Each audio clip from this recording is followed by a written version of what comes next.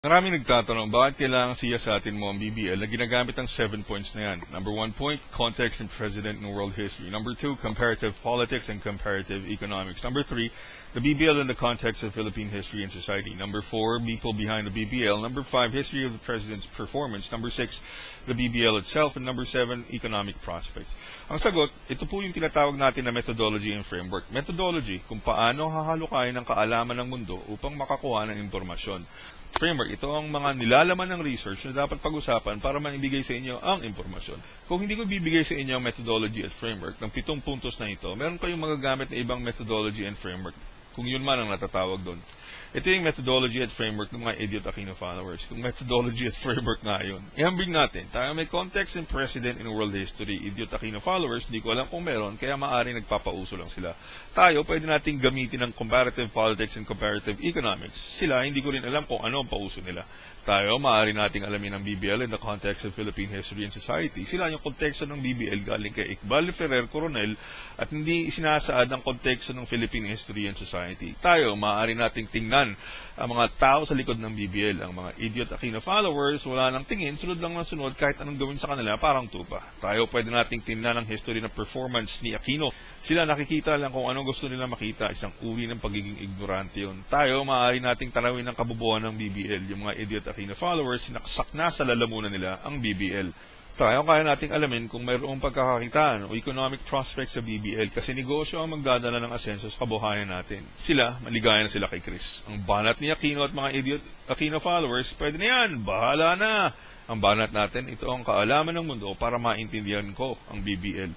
Ang banat ng mga Idiot Aquino followers, hindi namin kailangan niyang kasaysayan. Ang hirit ko, hindi kami mangmangbang na katulad nyo. Manatili kayo sa kababungan ninyo, kami pag-aaralan namin ng mabuti ang BBL at mag-iisip. Kaya bago nyo ituloy ang panonood ng mga video na yan, mamili kayo. Gusto nyo ba ng Thinking Man's Democracy kung saan pinag-iisipan natin ang solusyon ng mga problema sa bansa?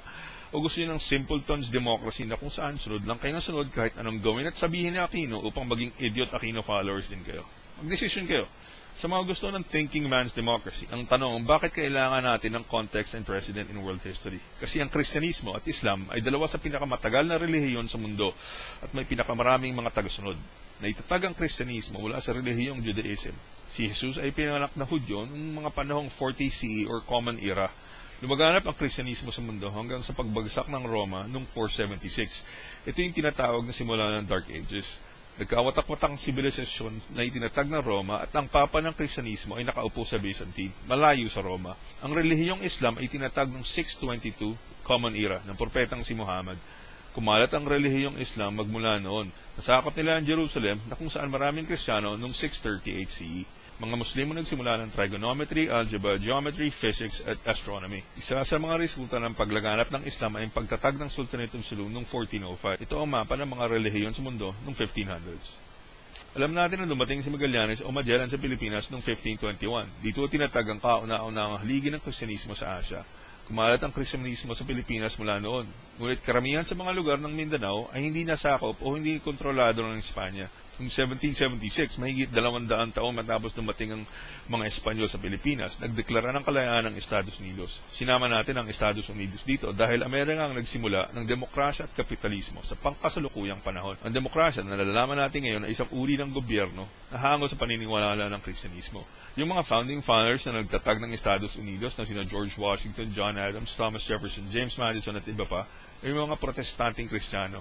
Sa isang demokrasya, ikaw ay may karapatang mamili ng iyong pinuno, ngunit ikaw din ang may responsibilidad na mamili ng pinuno na may karapat-dapat na kakayahang mamuno sa ikabubuti ng buong bansa.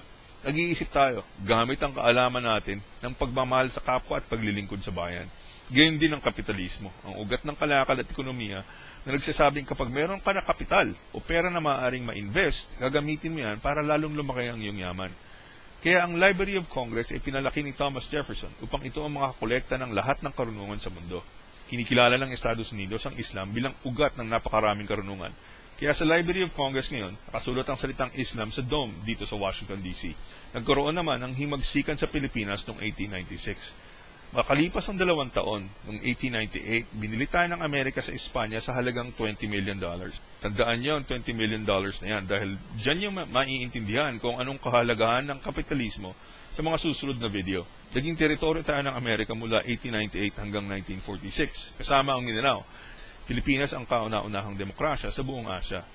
Ngayon, 2015, base sa mga nalalaman natin sa kasaysayan, maaari na natin sagutin ang sumusunod na tanong. Number 1, ano ang lagay ng BBL sa kasaysayan ng mundo? Ang BBL ay isa lamang sa napakaraming mga pangyayari sa kasaysayan ng mundo, mahigit kumulang 1,300 years na ang majority na Kristiyano ay nagbibigay ng pagkakataon sa isang grupo ng mga Muslim na makamit ang kapayapaan.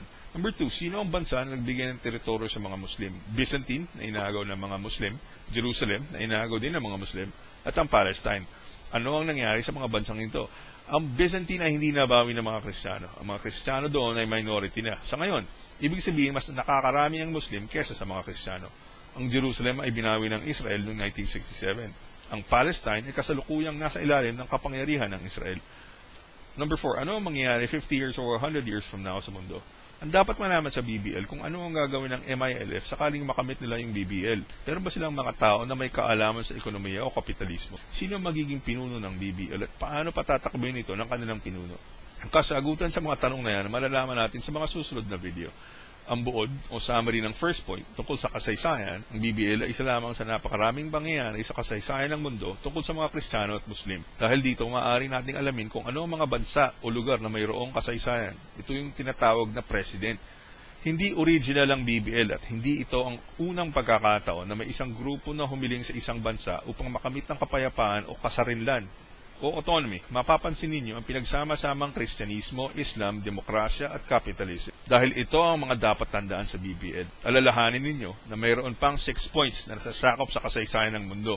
Ang kasaysayan ay tinatawag nating big picture. Ngayon, maaari ninyong ihambing ang Idiot na Aquino at ang kanyang mga Idiot Aquino followers, mga walang alam sa kasaysayan ng mundo sa konteksto ng BBL. Tayo, maaari nating sabihin na alam natin ang BBL sa konteksto ng kasaysayan ng mundo. Sa susunod na mga video, pag-uusapan natin ang comparative politics and comparative economics.